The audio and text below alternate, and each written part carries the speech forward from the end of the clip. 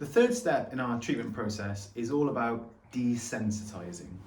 Now, if you're presenting into the clinic with some ongoing pain, it's usually the case that that injury has already happened and is likely healed as best as it ever will, certainly if it's been between 3 to 6 months. So if the tissue that you injured has healed, what you're left with is protection in your nervous system, and that's really what causes this pain. In other videos, you will have heard us talk about the fact that pain is not because of damage, it's because of protection. And so that's why our third step is about desensitizing.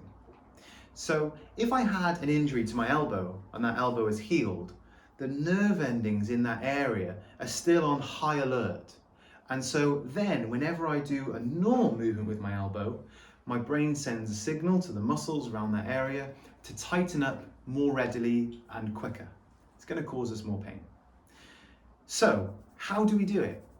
What we utilize in the clinic is a method that allows us to desensitize the tissue by finding the area that you have injured in the past and the area that you compensate with the most.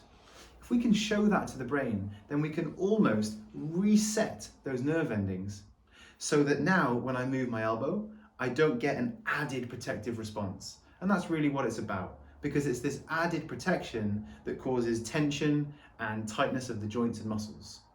Traditionally, when people have treatment for ongoing pain, the only thing that's done is loosen up tight joints with traditional manual therapy techniques and manipulation to the joint to get it moving. But what this fails to look at is this sensitivity in the nervous system. And that's why this forms the biggest part of our treatment process.